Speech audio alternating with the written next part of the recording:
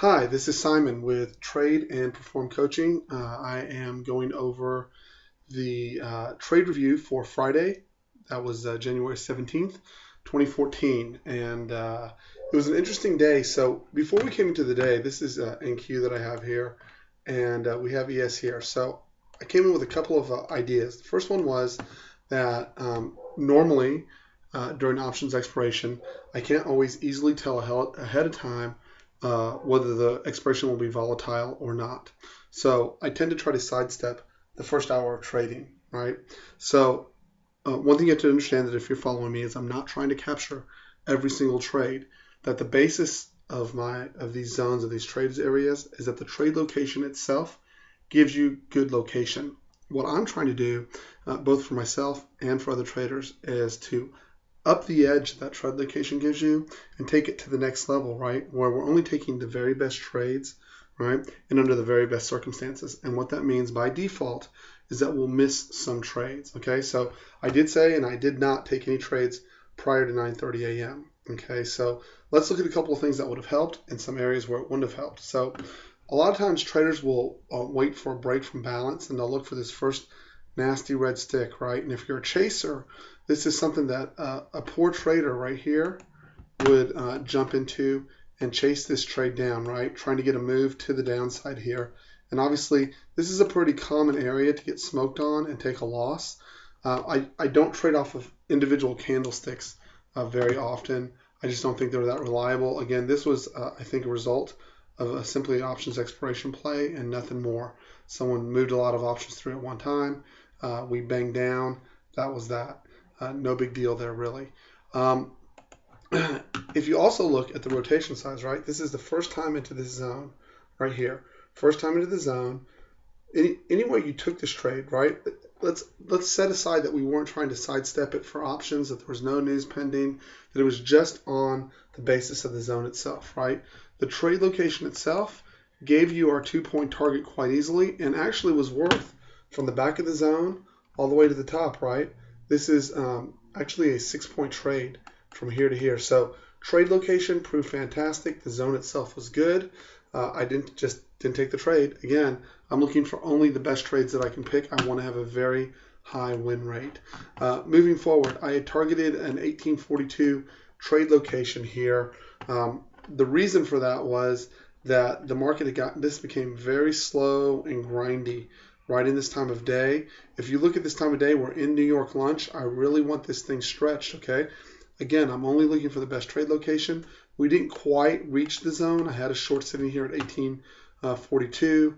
Never got hit. We got a beautiful rollover to the downside. Now, in following the thesis, right? Second time into the zone. This is first time. This is second time, right? We did get a small rotation up out of the zone. If you took it from middle to back, you did get your 2 points. Again, the trade location itself, the zone itself, gave you good location. Second time into the zone is not as high in odds. It still gave you a good win. If you took it from the middle to almost all the way back, you got your 2 points here, right? But if you look forward, once you moved into the third time into the zone, again, this got quite old and you got flushed. You probably took a loss on it. If we continue with this thesis again of proper rotation size that I talk about before the market, trade time, trade location. If you'll go back and look at the last hour, how many times this end of the day can be a straight drive up or a straight drive down? If you look from 1430 when we bottomed out, the responsive buyer stepped in. Again, at the zone, provided good trade location, and no matter where you took it in the zone, right, you were able to garner 2 points. However, the risk you take, and I highlighted it in the market preview, is at the end of the day, right, is known for having these huge drives in one direction and the possibility of busting zones. So I don't take trades in the last hour. For the most part, I do not take trades. If I take them, I don't necessarily broadcast them. Why? What's the reason for that? I only want traders who are following me focusing on the highest odds trades. I'm not trying to even accomplish a trade every day. I'd like 1 to 2 trades a day. That's all I need to make my money, right? I would have had a trade here. Again, the lack of volatility kind of screwed me out of a trade there. No big deal. On to the next one. Time of day kept me out of the trade over here. But again, you'll notice the basic premise is what I want to get across, particularly to newer followers, right? The trade zones themselves, the location themselves, gave me great trade locations. The additional rules or parameters I put around these zones, they give me some additional help in raising my odds of profitable trading. I've been in this game for a long time. There's a lot of traders that feel they can capture every move, every nook and cranny, and they can stay consistent. I haven't met too many of those traders yet who are able to do that.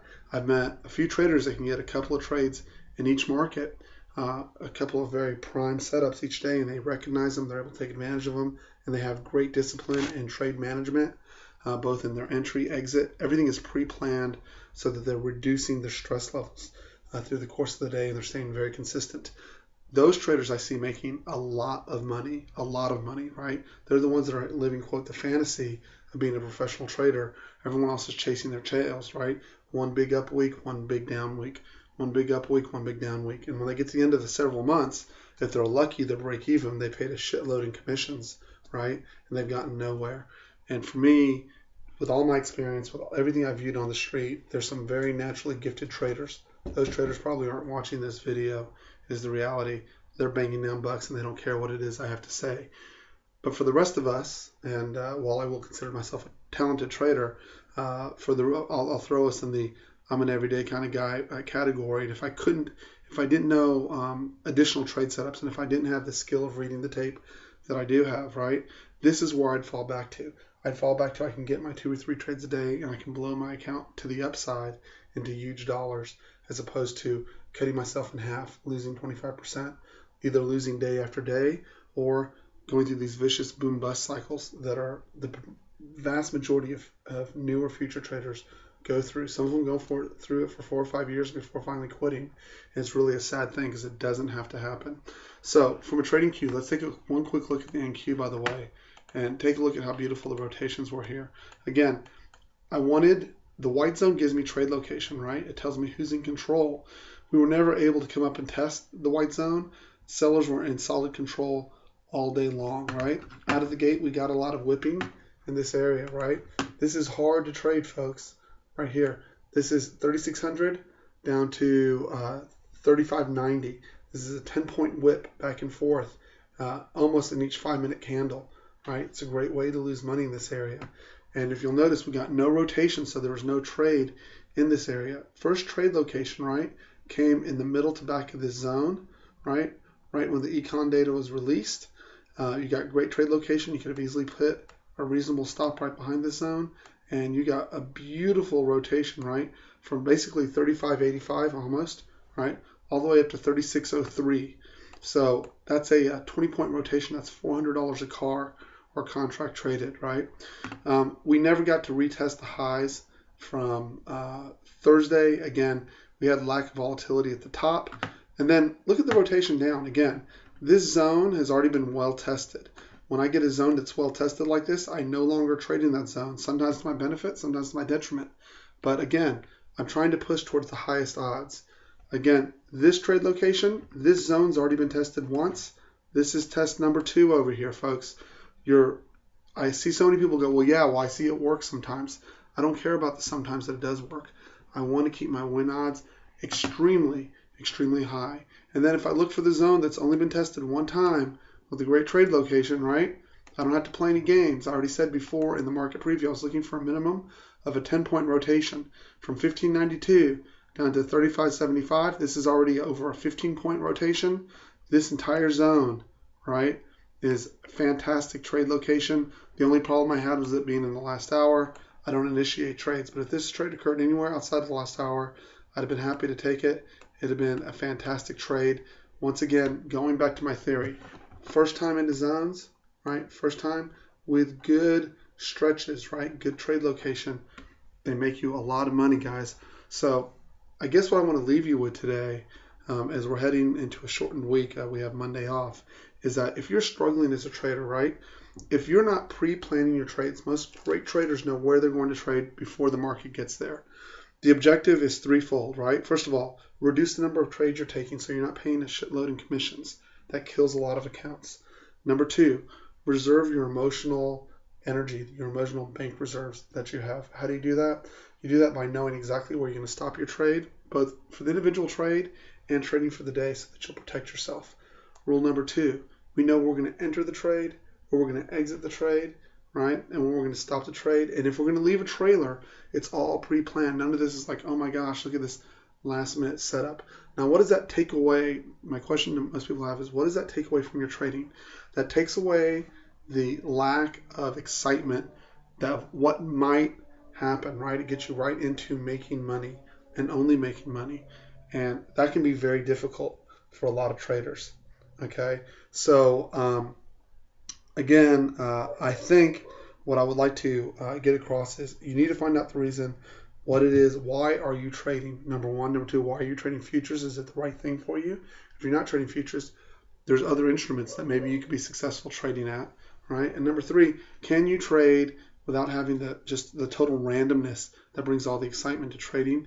Can you trade like that and still make money? Because it takes away all the excitement or most of the excitement out of money, and all you're left with is the core of a solid business that tends to be very profitable day after day, week in, week out, but boring.